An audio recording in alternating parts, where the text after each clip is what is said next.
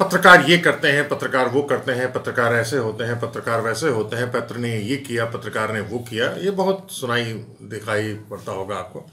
पत्रकारों की छवि हमारे समाज के दूसरे हिस्से और समुदाय के लोगों से कहीं अलहदा नहीं है, लेकिन शिकायत तब इसलिए होती है कि पत्रकार एक सहज और सतर्क, सजग पहरुआ के तौर पे पहचाना जाता है समाज में, और उसके के द्वारा किए जा रहे कृत्य कहीं ज़्यादा प्रभावित करते हैं समाज को, और ख़ास तौर से तब जब वो नकारात्मक रुख होता है उसका। हमारे पास ऐसे ही एक नए करतूत का खुलासा हुआ है। अजय कुमार जी हैं, जौनपुर हिंदी भवन के सर्वे सर्वा हैं।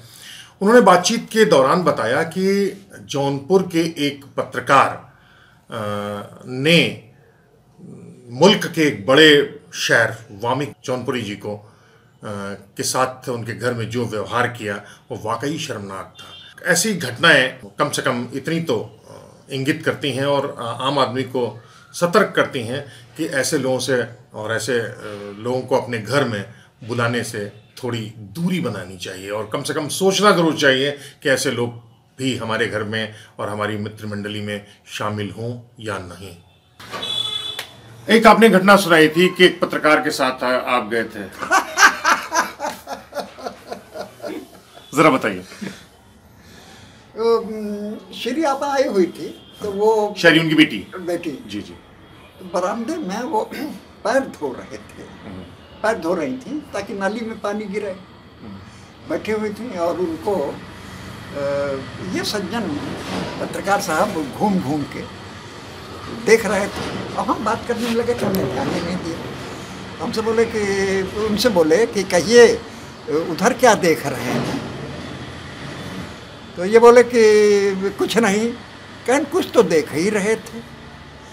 और फिर बोले कि औरतों का हाथ पैर धोना प्राइवेट काम में शुमार है, इसको देखना बदतमीजी समझी जाती है।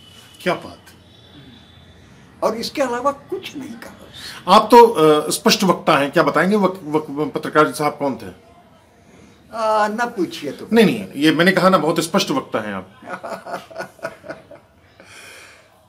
आप ही के अखबार से संबंधित। वही कौन जाना चाहते? क्या कुमार सोबीर? नहीं, कुमार सोबीर तो नहीं थे। कौन था? मधुकर। मधुकर कौन? मधुकर उस समय आपके अखबार में इसका पूरा नाम बताइए।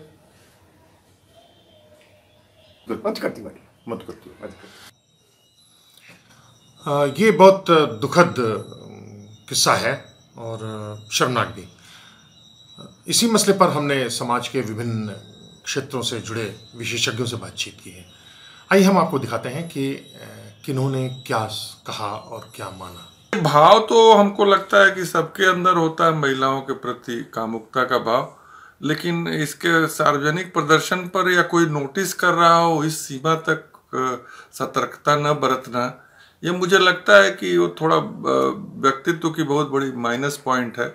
और ऐसा जो लोग करते हुए पाए जाते हैं उनको लोग इज्जत की निगाह से नहीं देखते हैं। पर बिना किसी के इजाज़त के उसके शरीर सौष्ठव को घूरना या किसी के परिवार में बैठ करके महिलाओं के साथ ऐसा आचरण करना कि परिवार के अन्य सदस्यों को अच्छा न लगे या खुद उस महिला को भी बुरा लगे, भले वो लोग कुछ न कह पाए, मुझे लगता है कि इसमें बहुत सतर्कता बरतनी चाहिए। ये प्रवृत्ति व्यक्तिगत होती है, जेनेटिक? ये मुझे जो मैंने अब इस पर अनुभव किया है कि ये जेनेटिक ही होती है, ये एक्वायर नहीं की जाती है। और इस पर यह है कि अगर आप जान जाएं कि आपके अंदर जेनेटिक है तो आप इस पर नियंत्रण कर सकते हैं, लेकिन जेनेटिक होती है, सब में नहीं होती है प्रवृत्ति। और देखा गया कि जिन परिवारों में प्रवृत्ति पाई जाती है उसमें आगे की संतानों में भी पाई जाती है देर सवेर। नहीं, काउंसलर तो निश्चित रूप से आवश्यक है। लेकिन पुरुषों में जो लंपटता का भाव होता है, उनके बहनों होने न होने पर भी फर्क पड़ता है? हाँ, जरूर पड़ता है। अगर परिवार में लड़कियां हैं तो आपके अंदर जिम्मेदारी का भाव पैदा होता है, परिवार में लड़कियां नहीं हैं तो आप नहीं समझ पाते हैं कि एक पिता के रूप में जो है ईव टीजिंग का क्या फर्क पड़ता है लड़कियों पिता के ऊपर, एक भाई के रूप में ईव टीजिंग का क्या फर्क पड़ता है। निश्चित रूप से होता है ये समझने की बात है। वैसे न मेरे दोनों रिश्ते नहीं हैं, बहन और बेटी, तो मैं ये कहते हुए मुझे कोई गुरेज नहीं होता है कि अगर आपकी बहन बेटी नहीं है तो आप इस चीज़ों को थोड़ा ध्यान रखिए कि ये दर्द होता है जो बहन। लेकिन कुछ लोग ऐसे भी होते हैं जिनकी बहनें हैं भी लेकिन इसके बावजूद इस तरह की हरकत करते हैं। हाँ, वो लोग तो इसका मतलब है कि वो एक्सेप्ट करते हैं कि वो अगर दूसरा करता है तो ठीक करता है, फिर उनको आपत्ति शायद न होती हो, या हो सकता है अपने को लेकर के आपत्ति होती हो, दूसरे को न होती हो, क्योंकि डुअल स्टैंडर्ड भी हो सकता है कि अपनी बहनों के लिए हम अलग क्राइटेरिया और दूसरे के लिए अलग क्राइटेरिया। लेकिन महिलाओं की इज्जत करना सिखाना चाहिए हमें बच्चों को। मैं बहुत ही शिद्दत से महसूस करता हूँ सभी बच्चों को कि महिलाओं का सम्मान करिए, शिष्टाचार। जो भी घटनाएं ऐसी या बिगड़ी हुई घटनाएं जिसे हम कह सकते हैं, जैसे खराब कहते हुए घटनाएं हैं, कई बार वो घटनाएं नेचुरल होती हैं और नेचुरल घटनाओं के ऊपर सामाजिक घटनाओं को महत्व इसलिए देना होता है कि नेचुरल होता है इंडिविजुअल टाइप का, लेकिन सोशल होता है बहुत के हितों के बारे में। अगर बहुत के हितों के बारे में हमें बहुत छोटी छोटी चीज़ों को तलाजली देनी पड़े या गलत चीज़ों को हटाना पड़े तो हटाते रहना चाहिए, इस लिहाज से वो गलत है। तो ये नेचुरल को आप प्राकृतिक मानते हैं या पाशविक? नहीं, है तो प्राकृतिक ही। नहीं, जंगलीपन नहीं है। जंगलीपन नहीं है प्राकृतिक। भाई कहीं क्यूरियोसिटी कहीं भी हो सकता है, कहीं इंटरेस्ट हो सकता है किसी का, और कोई भी चीज़ लुभा सकती है, लेकिन इसके बाद इसे जस्टिफाइड इसलिए नहीं किया जाता क्योंकि उसके परिणाम खराब आएंगे। खराब लगेगा दूसरे वाले को भी, तीसरे वाले को भी, आपके साथ होगा तो आपको भी अच्छा नहीं लगेगा। लेकिन जो कस्बई शहर हैं वहाँ पर तो पारिवारिक रिश्तों में होता है, व्यक्ति बना होता है।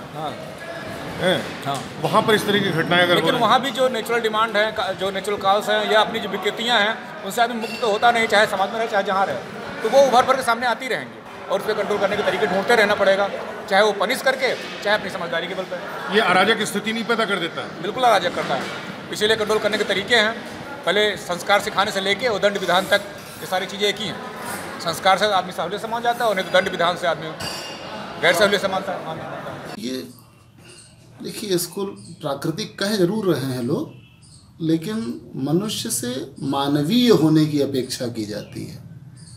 हम पूर्ण प्राकृतिक ढंग से नहीं रहते हैं। प्राकृतिक तो ये है कि हम बिना कपड़ों के घूमें, प्राकृतिक है, लेकिन हम ऐसे नहीं रहते क्योंकि हम मानवीय समाज में रहते हैं। सभ्यता के विकास के साथ साथ हमने कपड़े पहनना सीख लिया है, तो हमारा कपड़े पहनना सामान्य है, बिना कपड़े के घूमना असामान्य। हमसे मानवीय गुणों की अपेक्षा की जाएगी, न कि प्राकृतिक गुणों अवगुणों की अपेक्षा की जाएगी। और अगर कोई प्राकृतिक कह करके उसको जायज़ ठहराना चाहे तो ये गलत बात होगी।